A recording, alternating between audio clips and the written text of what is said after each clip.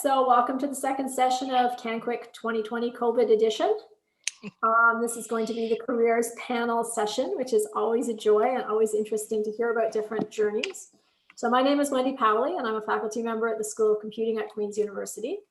I'm also the founder of CAN-CWiC, and CAN-CWiC has actually been going for 10 years now, first 5 years under the name of Ontario Celebration of Women in Computing, and we transitioned in 19, shows how old I am, in 2015 to a national event. So we are now the Canadian Celebration of Women in Computing. Conference is organized under the umbrella of ACM and CS CAN InfoCan. CAN-CWiC is a conference that brings together women and allies from across Canada to inspire and encourage each other as we navigate our journey in the world of technology. This landscape can be intimidating to many of you, especially the young people who are just starting out. And we want you to know that you're supported and not alone. There's lots to learn from those who have already paved the way, and you're going to hear from some of those very inspiring women today. We have 4 inspiring women that are going to tell you about their journeys. There's lots to learn from those of us who have kind of paved the way and have been there, done that kind of thing in the world of technology. So I'd like to introduce you to Adele Newton. She's the Executive Director of CS CAN InfoCan, and she's going to introduce the session and moderate the session, and she has lots of interesting questions for the panelists. So welcome everybody and enjoy. Thanks, Wendy, and thanks to everyone for joining. It's my pleasure actually to meet the 4 panelists. I've only met one panelist. Lakshmi, you and I were on the same panel last year. Hi. But this is why one of the things I'm going to do is start off the panel by asking everyone to introduce themselves. After we do that, I do have some questions to start the conversation. When we did this panel at CAN-CWiC last year, it quickly turned into a very spirited conversation, and I expect the same thing to happen this time. So while we have questions to guide us, I think we can take the panel in the direction that makes sense. For the participants who are attending the panel, if you could use the Q&A function to ask any questions, and Rebecca Petrosevic, who's co-hosting this with me, will be monitoring and making sure that I get the questions so that I can integrate those into the panels. So I'm going to start with the order that people appear on my screen, and I'm really thrilled that we have a range of women here representing both industry and academia, but I'm going to start with the academic side with Rita. Rita, could you introduce yourself, please? Hi, everyone. My name is Rita Orji, and I'm an associate professor of computer science at the Faculty of Computer Science, DALHOUSIE University. So my research is in the area of human-computer interaction, and I do research on what is called persuasive and behavior change technology design. So basically, I try to look at human-centered approach to designing interactive systems that would assist people and empower them to make different decisions and achieve their goals. Things like motivating healthy behaviors, supporting various health and wellness outcomes such as mental health, physical activity, risky sexual behavior, and all those are addictive behaviors that are not good for our lives. So that's me on the research side. As a matter of background, I did my first degree in computer science in Nigeria. And after that, I moved forward to Turkey, where I did my master's in information system. And after that, I came to Canada and had my PhD in computer science as well. So between my first degree and my PhD, there wasn't much break because it's more like move from one to another. And then, but after my PhD, I had the opportunity of doing some postdoc, a 2-year postdoc, but broken into 3 universities. I was at Yale University. I did part of it at McGill, and then eventually completed ended at Waterloo before getting a faculty position after 2 years and DALHOUSIE University. So that's basically it about me. Thank you. Your career has spanned the world. Exactly. Actually, I have traveled to, right now should be around 54 different countries and lived in different planets. Wow. Well, Anya, how would you like to introduce yourself and tell us how many countries your career has taken you to? I think my career has kept me in Canada for the most part, even though right now I'm working for Uber as part of the Canadian office as part of self-driving car division, which is our advanced technology group called Uber ATG. Before that, I was at a Toronto company in Canada called FreshBooks, and it was there that I kind of got drawn to working more with data. I was in the last 15, I don't know how many years, 15, 20 years, I've been in software, variety of different roles.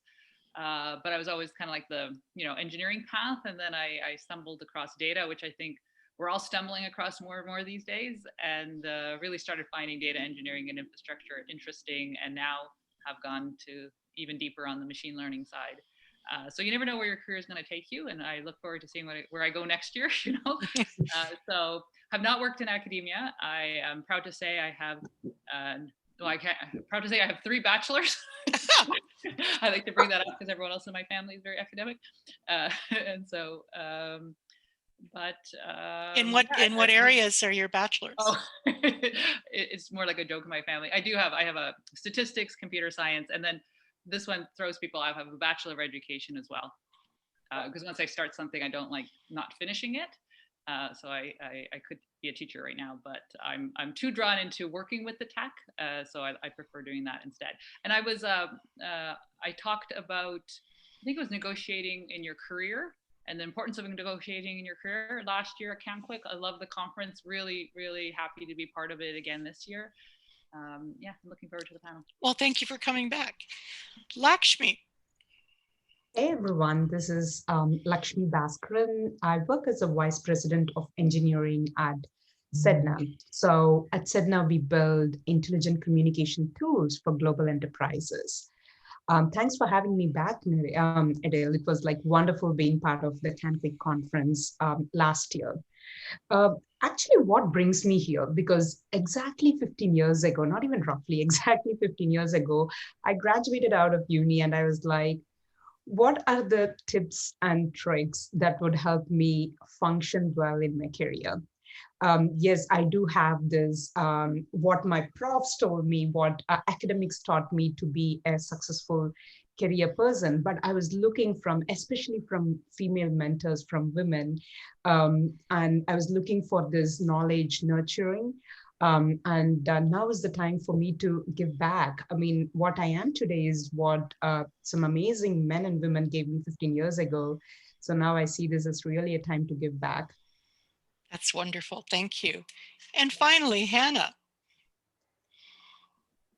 Hello, I'm Hanna. I'm a software engineer at Microsoft. I've worked at Microsoft for about 3 years. I have an undergrad in biomedical computing from Queen's, where actually Wendy was a professor of mine.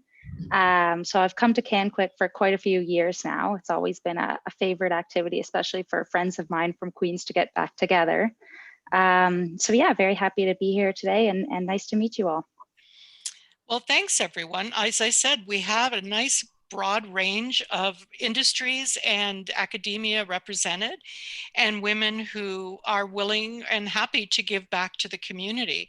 And so I thought I wanted to start by just exploring a little bit about how we got to where we are here. So the first question I had was, who or what inspired you to pursue studies or a career in computer science? And Hanna, since you're on my screen now, I'll ask you first.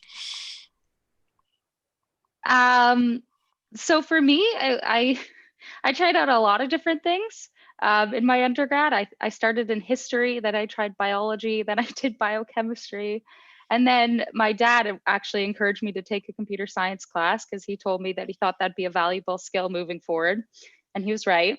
So I took a class in computer science at Guelph, and then I found out about the biomedical computing program at Queen's, and I thought that seemed like a good fit to combine my studies in biology with computer science. So yeah, to me, just tech seemed like a good area to be in. I knew there was lots of jobs. I knew it was an area that was growing. But yeah, initially it was really my dad. Well, that's great that you had that encouragement, right? Not everybody gets that. So Lakshmi, absolutely. Lakshmi, what about you? Sure. So I'm afraid I don't have a very interesting story there, because all, like Hannah's dad, all my parents told me was, pick a career or pick a stream of education that will give you a good lifestyle. So obviously I went back and looked at what some of my really successful seniors at school did, and they either became a doctor or an engineer. So I was like, okay, computer science and engineering sounds a good fit for me. So that's how I ended in computer science and engineering. And often many women think about, I am in a stream of career or I'm in a stream of education that I'm not passionate about. That's not my passion. How did I end up there? I think I relate back to my story. When I ended up in computer science, that's not what I always wanted to do. But what ending up in a stream of education where my passion is not about taught me to find passion in where I am. And I have to tell you, 15 years in different jobs, different organizations, not every job or not every organization you'll be extremely passionate about, but this journey will make you find passion wherever you are. And passion is not the same. I mean, your likes, dislikes that change as you grow, as you get old, as you come across different experiences and opportunities. So for those women thinking, I'm not in the right stream that I'm passionate about, hold on to it. All you need is persistence. And you'll definitely find passion in what you're doing, and you'll definitely have more opportunities to grow there. Well, the other thing is that industries change, technology changes. So what you're studying now may not, the job you may do is not even invented yet. And many of us have experienced that for sure. Anya. And am I saying your name correctly? Yep, it's Anya. Anya, yeah. So I came from, both my parents are in this, like scientists. So I definitely had that role model, and it's always been an interest of mine. I loved math. I was actually never interested in computers. I didn't have an interest in video games, and that's really how I was seeing it portrayed when I was a kid. I was much more of an outdoorsy kid. So, but I loved math. And so I knew my future would somehow have math, even though I wasn't sure how it would show up. And when I was in first year university at Queen's, just in case there's Queen's students here, just want to do a plug for that. I was at Queen's, and I was in the concurrent Bachelor of Education and Art and Science degree, I guess. So I was doing a math and physics joint major, I think, and Bachelor of Education on the side. And the reason I chose the Bachelor of Education was like, wasn't quite sure if I'd want to end up as a teacher, but I knew I loved math and I loved talking about math. So I wanted to have it as, I was like having a backup plan in that sense. But I needed to take a computer course for my math degree. So there was one of those compulsory introduction to computer science, you have to take it. And so I decided to take it the summer after my first year. I hadn't found a job yet. And I was like, okay, I'll take a course. And I started doing it. And I have to say, it was one of those, kind of moments, because it was like, finally, it was like all the things I loved about math, but it was like math with a purpose. And then to make it even better, just as I started the course, which I think was like half days, 3 times a week or something, I found a job as a software developer building a database for a local company. And so it was like, I would learn something in class in the morning, and then I would implement it in the afternoon. And it was like, it was a crazy summer. I absolutely loved it. I think I probably wrote the worst database in the world because it developed over time, but they were very happy with it. And this is the part where for me it was really meaningful. I had to make a decision after that summer because I was supposed to go on with math and physics. And I knew I wanted to make a change in my career. So I went to the dean of computer science, I think it must have been at Queen's. And I said, can I come into second year computer science? And they said, you don't have prerequisites? And I said, I don't care. I will work hard and I'll make it happen. And they let me go right into the second year. And without that person, which I don't know who, I can't even remember who it was. One day I'd like to look that up. Without that person, I don't know if I would have done it. I didn't want to lose a whole year. So but what I really learned from that is just don't be afraid to ask, even if it seems like an outrageous question. And it totally changed the course of my career. And I've never once regretted making that decision. So I'll start with my parents, but then it was the dean at Queen's that somehow enabled my career. It's fantastic advice to not be afraid to ask and to think big. That's fantastic advice. Rita, and especially how did you get into human-computer interaction? So basically for me, my story is more like an orthodox kind of way of getting into computer science. So probably give you a little background to help you follow what I'm going to say. I came from a very humble background.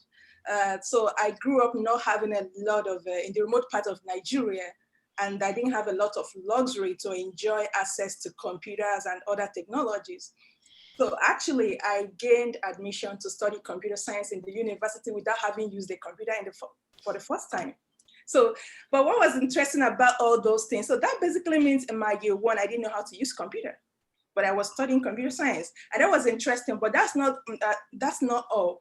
But what was interesting most is that growing up, I knew myself, I'm that kind of curious person. I ask a lot of questions.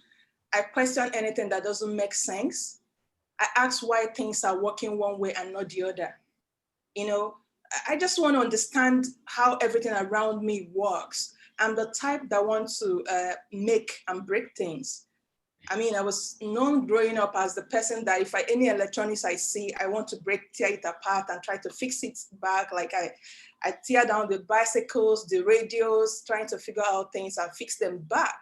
So this was me growing up. So that curiosity, and I love numbers. I love things like mathematics and logic. Those come natural to me. So all this were happening. I wasn't really sure of the university or anything, but when the time came and the opportunity presented itself that I'll be going to university, everybody was hoping I was going to study medicine, including myself. But everything around me, my personality and the type of things I love to do is not showing that. So when the time came, I did ask my sister, who was then in the university. Actually, my sister is now a PhD student, so in computer science. I asked her, what am I going to do? Like, I'm the type of person that don't like operating in a box. I like to play outside the box. I want to explore the world. I want things that don't have rigid solutions to that. So my sister, knowing the type of person that I am, and being in a university and having more exposure than myself, told me that computer science is actually going to give me that opportunity to do that which I love. More like I will still have opportunity to play with mathematics and apply it into solving problems. And the things don't necessarily have one solution to them. I'm going to get a lot of solutions to the same problem. So that sounds like what I like to do. So that's how I applied to computer science and got in. And so in summary, I would say that what actually inspired me was more like what I see in my immediate environment, my kind of person, being a curious type, being someone that likes to make things, being someone that likes to ask questions, and someone that wants to play outside the box and innovate on my own terms. I felt like computer science, when I was explaining how it works, was for me. That was inspired me as in words. But when it comes to who, I would say that it's actually my sister who actually directed me on the right path. That was my most inspiration at the time. Because at the time I was getting into the U1, I haven't actually seen anyone that studied computer science or related engineering courses in my community. So that's it for me. It's interesting to me how many different paths we can take to reach, to decide where we're going, and certainly how different people, whether they know that they're influencing you or not, can do that. And it's, it's obvious that a family member might do that, but your dean, Anya, who allowed you to come in, something that was probably very unusual to be allowed to go into second year without the prerequisites. A lot of it is serendipity too, that you see something and that says, oh, like going and taking a computer science class, and I love that. It just happened that that's what you wanted to do. So, but along that, with people inspiring you, we get advice, and sometimes good and sometimes not so good. And that's one of the questions I wanted to ask, because as young students, as undergraduates, who are mostly our audience today, you get a lot of advice, and I'm curious, what was the best and the worst advice you received? I want to start with Lakshmi, because you talked a lot about your parents' advice to get a job that gave you a good lifestyle, which in general is pretty good advice. But what was your best and your worst advice that you received, Lakshmi? I think I'll talk more about the most challenging advice that I received. Mm-hmm. And it comes from of course, parents, social network, my peers, friends. at university from teachers, that there is only one path to success. And that path to success is work hard, study well, get a job of your choice, and then be persistent, work hard again. You'll get a promotion. So this iteration goes on and on and on. No offense to those people who gave me that advice. I think it was the age of, or the time of having this iterative evolution. What I would convert from that advice to what I received, to what I would tell people today is, look for opportunities around you. And there is not always, as Adele said, there is not always one path to success. There is more than one way. There is more than one way to reach the point where you want to go. It is all about looking for opportunities, getting aspiration from people around you. And one of the things I often tell people is, your life should be a mix of everything. You should take radical steps in your career. You should sometimes slow down a bit. Sometimes you should work extremely hard to make sure you don't fail. And sometimes you need to fail and accept failure. So you need to have a recipe of all these things in order to mature your wisdom, in order to, the next time you come across an opportunity, you know that this is the right opportunity for you. So my advice, turning from what I was given as a challenging advice to what I would give today as an advice that helped me grow in my career, is give yourself all the opportunities of life, all the opportunities of your career. Give yourself time to grow, time to fail, cherish growth, cherish failure. And I'll tell you, as women, we are very resilient, very persistent. We will get through the end line successfully. Thank you. Hanna, I see you nodding your head to what Lakshmi's saying. How would you amplify that, or what would be your best and worst advice that you've received?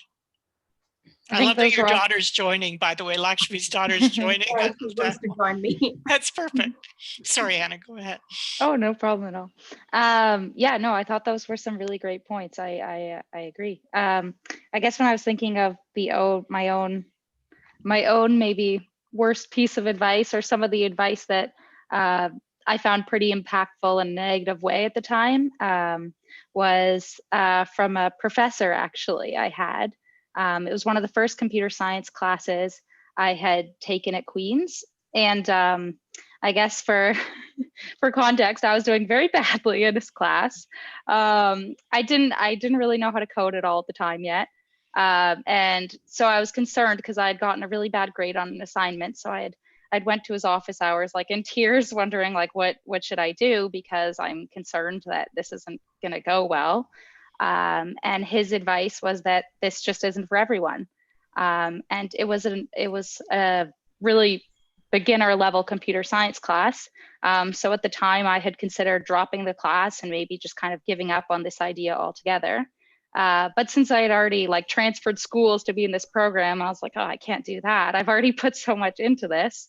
But I think if I had just kind of randomly tried that course, I might have entirely dropped the whole program idea and not ended up where I am at all. So I guess from that I learned, his advice was genuinely what he thought. He thought that sometimes this clicks for people, sometimes it doesn't. But I guess my view now is kind of, these things can click for people at different speeds, and you know yourself best, and follow what you want to pursue, and don't take someone's advice that they might kind of give just quickly and not have thought out super long term. Don't take it too deeply, because it ultimately you know yourself best. So that was kind of the advice I was given early on, and what I think I've learned and how I view it differently now. So that's about persistence too, that you weren't willing to just give up because somebody told you that it might not be for you. Yeah. Rita, how about you? So yeah, I would say my best advice is actually from my dad. During my high school, during the ending part of my high school, like I said, numbers are my thing. So I took what is called a mock exam for the high school finishing, how we do it in Nigeria, but that's before the main exam. And, I was expecting things like physics, I should get 100%, but I didn't get an A. I got probably a C. that was a big shock. I wasn't sure what happened. So I was so panicked because my parents, although they were not literate, but they were so supportive of our education. So I was so panicked. I wasn't sure what's going to be the reaction from my parents. They've never seen that kind of result from me or any of my siblings. So my dad told me something that stuck with me when I got that result and showed him. He said that failure is as good as success. It is what you learned from it that counts. Learn the lesson and apply it to the main exam. So that word, it was a very simple word, but it changed my life. You know, considering the fear, I was terrified, and then considering the response I got. So while I grew up, the word means different things every day in different situations. It reechoes to me. I get a lot of things. You know, it's just having different meaning in different situations that speaks strength, that speaks persistence, that speaks life lessons in different things I learned. That's about my best lesson. But about my worst lesson has always been, you can't. That word, you can't. I mean, for some reasons, being a woman, being a Black woman, it's kind of become a national anthem for me, that people would think I can't do a lot of things, right? So if I should give a bit of example, like I told you how I had to get into computer science without having used computer in the first place. So it was also an interesting dynamic. Finishing high school, I had three things in mind. I was either going to study mechanical engineering, electrical engineering, or when my sister told me computing, but none of those appealed to my people. Not because they don't like me, but because we haven't seen any woman who is that in my community, who have never met anyone. So one of the questions that I was asked, how would you be an engineer when you become a mother? You're actually not going to use that certificate. You know, remember, I was also naive. I wasn't seeing it clearly. I was also thinking they are right. But that is what I'm able to do well. And so, but despite all those things, I got into computer science, and having not used computer, I struggled in my first 2 months, you know, trying to get to understand what is going on, being in a class with people who has used computer all through their lives. I was always reminded that this is a technical course. You should change to a less technical department so you can succeed, right? But to cut the long story short, I told myself, like, I have never given up on anything. If I'm starting this thing, I'm going to finish it. It's either I fail or I pass. So I kept on doing my best. One thing I did is that I wasn't scared of getting help from anybody, both students and lecturers alike. I'm not scared of asking stupid questions and making everybody laugh. So I knew that I didn't know, but I was ready to learn. So it's interesting to see that after the first 2 months, I was almost at the same level with everybody. And from my year one, I became the best student until I graduated. I don't know how it happened, but just to bring it out to say that most of those you can't, for me, turned out to be more like a motivation to show that I can actually. So moving forward, I can't actually tell you how many times I've asked, how did you make it here? I was like, did I get you right? He said, how did I make it, like, got admission to this place? So, you know, people would pick offense, but for me, I understand it. It is ignorant. They haven't seen a lot of people like me. It is an opportunity to show that people like me can get in here and also do it well. And it is also an opportunity to say that over time, I'm motivated to also help more people like me to get in here so that I wouldn't be asked such questions again, because the moment you begin to see diversity doing different things, so all those questions that are unnecessary wouldn't be asked again. So those are my worst advice, were like, you can't do it. I don't believe you can do anything unless you tell yourself you can't. See, I too am motivated if we were just talking about this before the panel started, that if someone says I can't, that's when I will do it. So it's like a dare.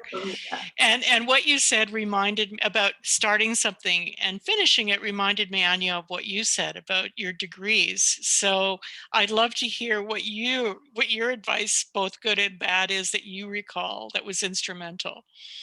One of my favorites, which I think will align right now with what Rita was talking about, was in high school, where I asked a guidance counselor I wasn't actually even asking for advice. There was a conflict in my schedule. I wanted to take the final physics course, but I also wanted to go and take a Spanish course, and they were at the same time. So I wanted to know if the next semester had another Spanish course. And she said to me, "Oh, are you sure you want to take physics? Isn't that really hard?" And I think I just always remember that, because I love that, because it really made me aware how you could take that as, oh, you shouldn't take physics, or you could realize that's her own insecurities coming out. Not taking as, hey, I'm great at math and science, why wouldn't I take physics, right? So I could have been upset, but I remember just thinking like, oh, I'm going to take physics and I'm going to do the best I can. And I'm going to hopefully show you that I can do it. Maybe that'll build up your own confidence and you'll give better advice to people in the future. But the reason I remember that one is because when people give you advice, you don't know where they're coming from or where their own fears and insecurities are. So you have to be very careful sometimes, making sure that they're not imposing those on you and holding you back. So that was my worst advice I ever got. The best advice was actually from my little sister, and I still continue with it today. And this was many, many years after the fact. I was already working as a software developer. I was actually a senior software developer at the time. And I had gotten a new job. And I think I was like week 2 or 3 into it or something like that. And my manager or someone had given me this assignment. They walked me through it, said, you need to do this, and then left. And I started working on it, and I constantly got stuck on one part where it was just like, this is impossible. I cannot get this to work. This does not work. And I was getting increasingly frustrated, but also I was also getting increasingly like, oh my God, I'm supposed to be a senior software developer. They're going to think I can't do this job. I just started. This is going to look so bad. And I went at lunchtime, I went for a walk and called my sister crying. I'm sure I was crying at the time. And it was like, I can't do it. They're going to fire me. And this is the piece of advice that she gave me that was the best, which was, well, what are you going to do in the time you have before they fire you? Because they're not going to do it this afternoon. They got to get the paperwork organized. You know, you're going to get fired. Let's just put that out there. It's clear you can't do this job. You're incompetent and you're bad. You're going to get fired. What are you going to do in the time remaining before you get fired? You have what, a week, 2 weeks? And I'm like, oh, I probably have 2 weeks. Okay, what are you going to do? And I'll be like, I'm going to go talk to the manager or team leader, whoever he was, because I want to figure out why can't I get this done? And I want to learn. I want to take the next 2 weeks and learn as much as I can about the system so that I'll know next time. And she's like, okay, bye. Hung up, I went on my way, splashed some water, went back. And I went to my manager and I said, hey, listen, I'm really stuck. I can't get this to work. I know I should be able to do this. I can't get it. And it was one of those moments, she's like, can I swear? He was like, oh shit, I forgot to tell you. And then told me the critical piece of information that was impossible to do the task without it. And then the point here is not this, that I was missing this critical piece of information, although that's a story in itself. Sometimes you just don't have all the data and it's impossible for you to get it. But more is that I stopped having the fear that I'm going to look bad and ask a question, that I need to be, oh my God, I'm a senior developer, or in my last company, I'm a senior director, that somehow this means that I know everything and can do everything. And that advice has helped me immensely. Always reminding myself is like every day, start with curiosity, start with asking questions, find out what you can. There's always more that you need to learn, and don't let the fact that what you don't know something hold you back. So that was my worst and best piece of advice, both of which still affect me to this day. And Adele, let me know, there was a QA question that I thought I could respond to, which was from my previous comment about how I got work as a database developer. So yes. I want to add a little bit more context on this. This was not a database developer at like Microsoft where Hanna works. This was a tiny little company. And I think the really important thing part here was, same when I went there and I applied for the position, and same when I went to the dean, I'm not going there and saying, hey, you should hire me just because. You go with your facts. I'm an excellent student.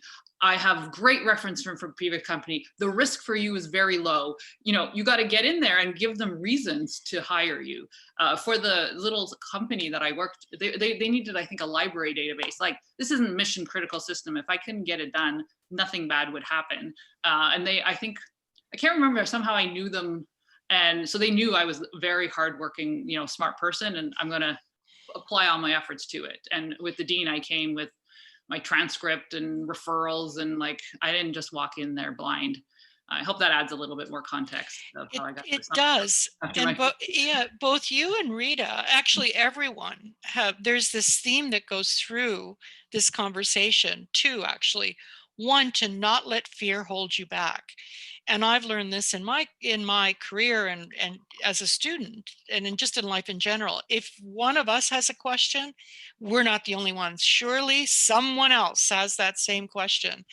And, having the fear of asking or the fear of thinking big or putting yourself out there just holds you back. And all of you have done things that, someone who would let fear rule their lives would have quit that course that Hanna was taking, would have, gone in, done something that their family approved rather than what you wanted to do. So fear will hold you back.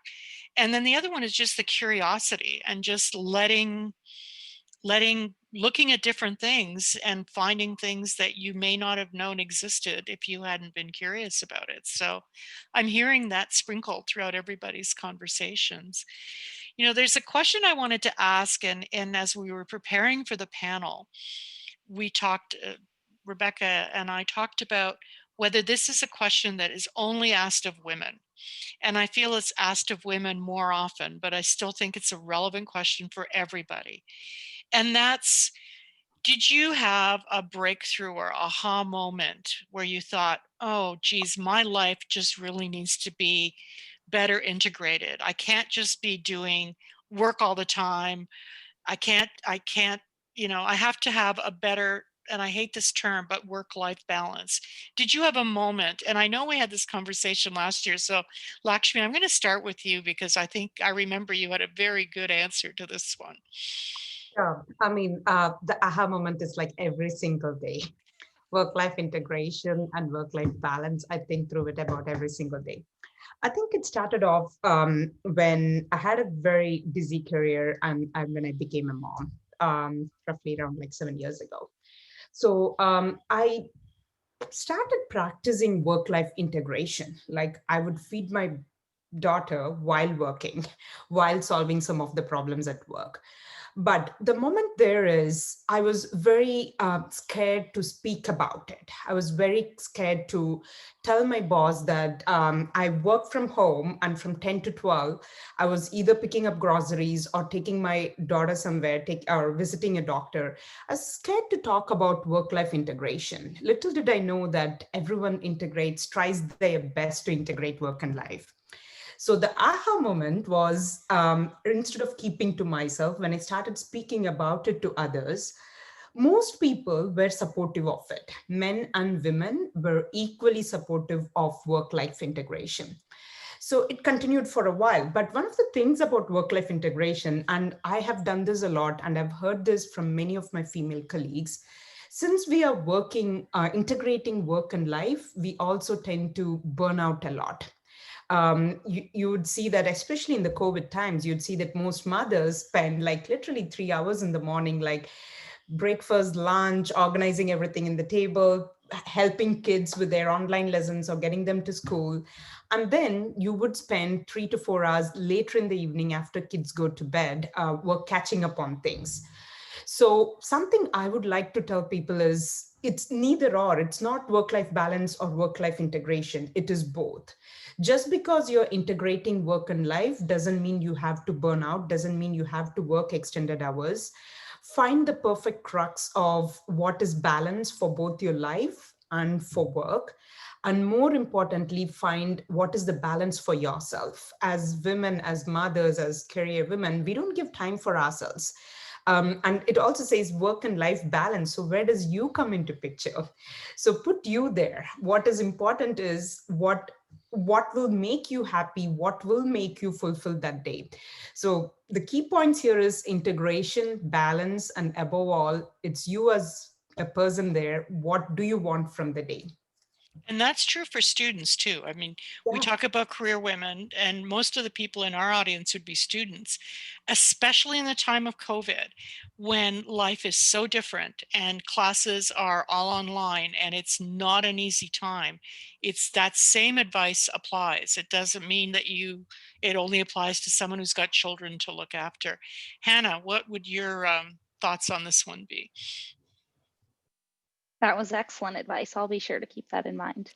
For me, when I was thinking about this question, I was kind of thinking, I guess for me, it wasn't so much about integration, but separation, but maybe those things are kind of the same. I don't know. But yeah, I guess I was thinking about how there's been courses. For me specifically, it kind of happened last year when I was on a team where I was less than happy there. And I think everyone will have some moment in their career where they might be less than thrilled with what they're doing or where they're at in that moment. But I came to realize, like, I can't let those negative emotions kind of dictate my feelings all day, every day. So I started to try and build more positive experiences outside of work. And it's then when I decided to get a dog and kind of do some things that I'd been putting off for a while that I really wanted to do. So I guess whether it's a course that's challenging or a team that it's not going perfectly for you or whatever it may be, I guess what I kind of learned is, you know, stay the course for the time being, try and think of what you can do to fix it in the future. But while you're in it, just try and maintain your happiness, look after yourself, like Lakshmi said. And yeah, that's kind of what I learned. Well, it's true that there's a lot going on in everybody's lives, and a dog will add to that, but also bring you so much joy. I know that's a lot of the reason that people have pets. And Rita, I know you do a lot of different things as an academic. I know there's research, there's teaching, there's publishing papers, there's committee work. When did you realize that you had to balance it all properly? Okay, I think let me probably go back to being a student for our audience that are students at that point. You know, when I was a student, one thing I realized is, or that helped me, is understanding who I am, my capacities, my capabilities, and how I can harness those things to achieve anything I can. And I do think that is helping me presently as a faculty member. So what that means is my getting involved in a lot of things at the time didn't start just as a faculty. It's dated back as long as I've known myself, right? As a student, I was active in many things, politics and everything you can think about. I get involved in anything that piques my interest. I wasn't really fixed on getting a good grade. I was just fixed on getting life passed by. But one thing stood out for me, which most times when I go to speak, or people that knows me, they feel like, I remember my friends saying, Rita, you're deceiving us. You hang out with us and everything, but you go and do well in exam. Like, it's not like I hide and read, but the thing is that I mastered how things work for me. So for example, as a student, I already know that by 8 I'm sleeping, and I'm going to sleep till 6 a.m. and I'm going to get up. But yeah, that's how I was all through my studies. I never stay awake up to 12 a.m. So when my classmates and friends make me their reading partner, when I tell you I'm going to bed at 9, it feels odd. But actually, that's how my system works. When I do that and I'm able to wake up at 6 and study from 6 to 8, I cover what you probably would not be able to cover in the whole night. And it works better for me. I retain more, my brain is more active. If I have the exam, I need to go to bed on time. I don't need to read a lot, but go to bed on time. And doing that, it works for me. So I mastered the art of how my system works. The time I'm supposed to do this, I read and it works. The time I'm supposed to do my assignment and it works best. So those helped me. Now, getting into the position as a professor, yeah, it's been a very different dynamics altogether, because now it's no more like you have a lot of supervision going on. You are rather supervising people, trying to catch up on a lot of things all the same. But one thing I have always known, which is what I picked as a student, is that those things that are of interest to me as a person that I enjoy, it doesn't matter whether anybody's paying for it or not. It doesn't matter whether it's contributing to my career or not, I'm just gonna be doing them, right? Sometimes people might see me posting online and talking on social media, and I have a bunch of deadlines lined up, but I'm fed up, I'm tired, I'm just doing those things as my spare time. Or I find that when I take time to do those things I enjoy, catching up with my friends, laughing with my loved ones, and doing as if I don't have the job, when I come back to the work, the speed increases, the understanding opens. So I do, when I talk about work-life integration, for me, it is still a work in progress. I haven't arrived yet, but I'm learning each day. And what I'm learning each day is that life cannot wait for work, and work cannot wait for life. So you basically want to say, this is how I'm going to do it. When I need to enjoying myself, I'm going to do it and forget that work exists. But what I found is that people might say, hey, you are busy. You said you are busy, but we saw you posting on it. But those things help me in a way. When I take time off and live life, I am better at work. When I do work, I focus on when I do life. So I'm just trying to balance those things out, or trying to integrate those things in a way I can. But the best I have learned over time from myself is understanding myself, what works for me. When I'm writing grants, most times it's not working. I will leave it, probably go and start doing data analysis or coding. So over time, what I have understood is that sometimes human beings are not robots. Like timetables doesn't work a lot for me. I might say I wake up in the morning and write that paper, finish it up. I wake up in the morning, I'm not in the mood to write the paper. I don't have motivation. So I'm not gonna kill myself. I won't even try to do it. I will do other things that I am motivated to do at that time. That's great advice. Yeah. It's great advice for students too, because they, yes, you have your studies and everything else, but you have to have something to balance it out so that you can do well. Yeah, so basically that's what I do, and those things I do when I feel like doing them help me to get back on track to what I'm supposed to do. So I give myself that flexibility of what is my mind, what is my body wanting to do at this time. I do them, and then it focuses me better to do the one that I need to do. So that's what has worked for me. As I said, it's a work in progress, but that's how I've been doing it. I think it's a work in progress for all of us. Anya, does any of this resonate with you? Yeah, I've definitely used the expression "I'm not a robot" more than once with managers or people, and push back when they want to have a lunchtime meeting or 6 o'clock meeting or whatever. I'm like, no, I'm not a robot. I got to eat. So I'll see you tomorrow, right? And so I think the thing that there's two things that I kind of really think about, and one is that you have a lot of choices in your life. You have a lot of choices on what you want to accept and what you want to say no to, and I think sometimes, yes, there are times in my career that it's been extremely busy. There's times when I've been bored and I just feel like I want more. This is not challenging enough. But there are many, being in software, one of the things that I love most about it is that you have so many choices, that when you are in a part of your life where you want more and you want to be working more and you want to have a more high-paced environment, you can join a company like that.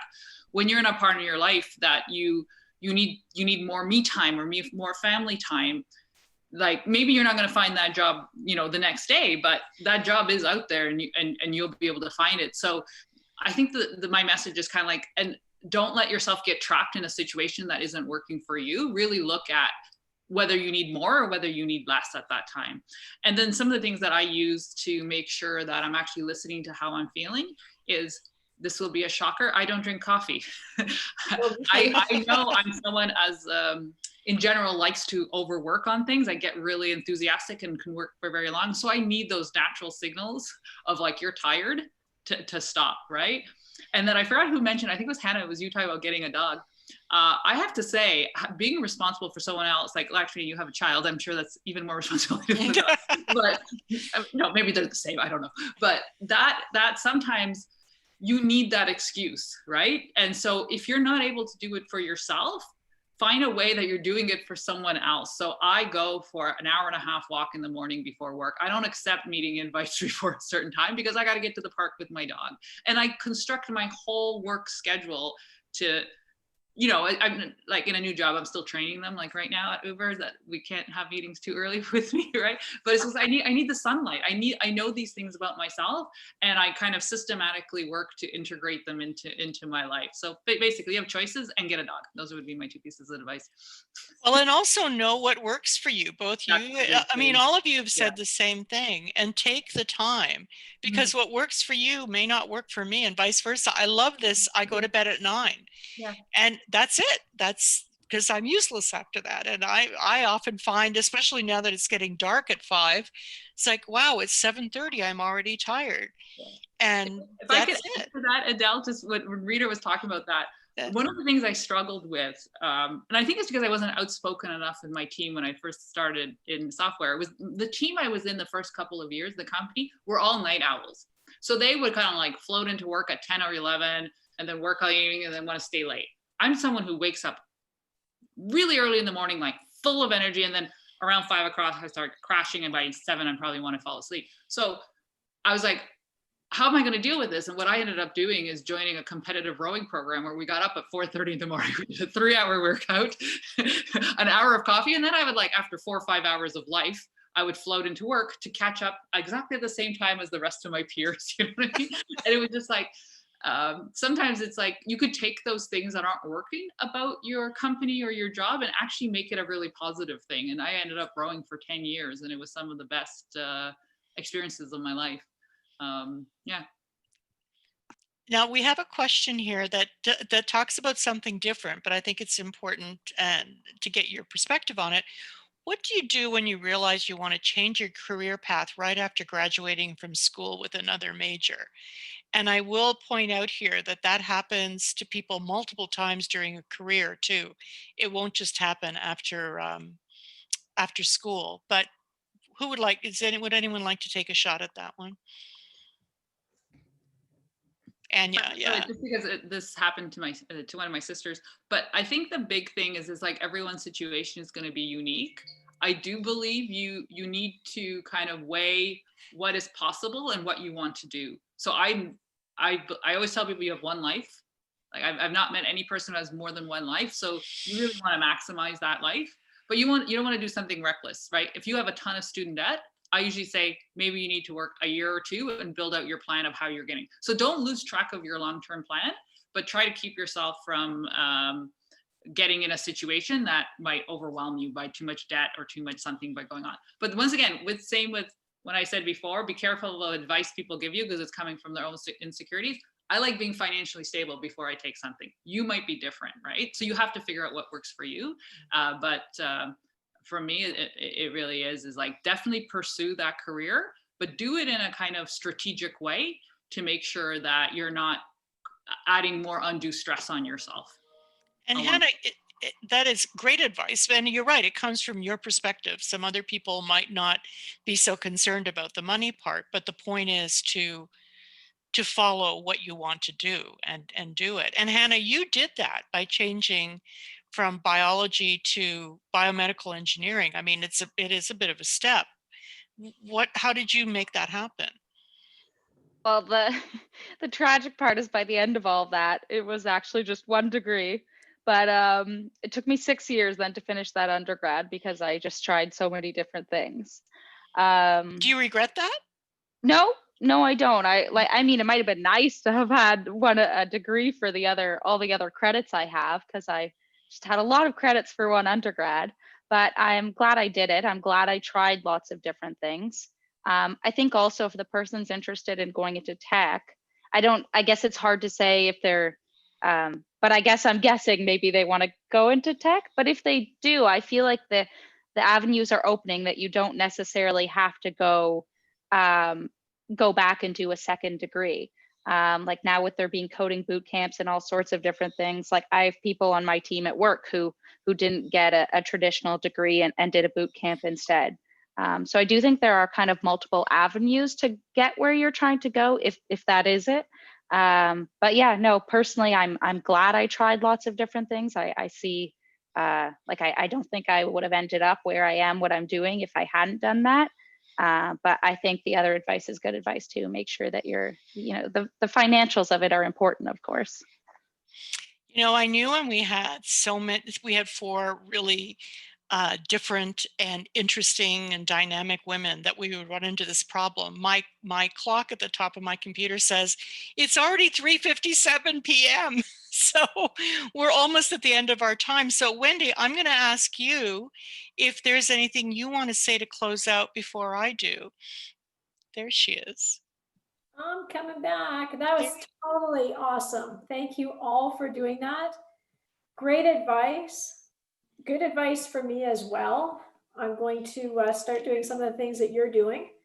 You already walk first thing in the morning. You already don't take meetings in the morning. I'm with you there. I started actually this summer when COVID hit. Well, I kind of did this last summer as well, but I wasn't working as much. Same thing. I get up in the morning and I go for an 1.5 to 2 hour walk in the morning, and I've decided to make that non-negotiable. And that's something that I do for myself. And I don't agree to meetings unless they're super important. I say I'm not available till 10:30 in the morning or whatever, and it's made a huge difference in my life. Yeah, so great advice. Thank you so much for joining us. Hannah, I might have shed a little tear about your story, but it was an interesting story to hear. And I'm sorry that all happened to you, and I'm sorry that I'm happy that it all turned out in the end.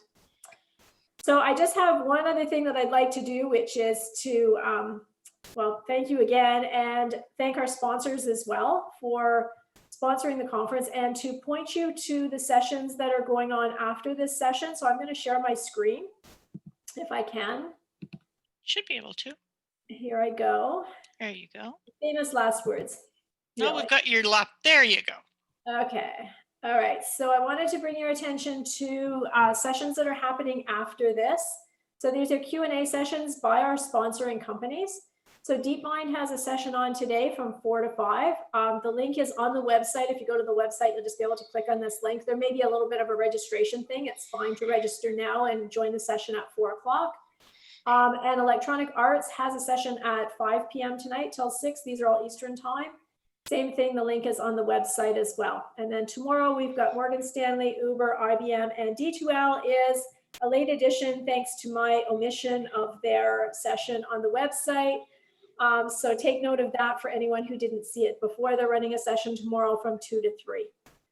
So thank you all for coming, and thank you, Adele, for moderating. And once again, thank you to the panelists.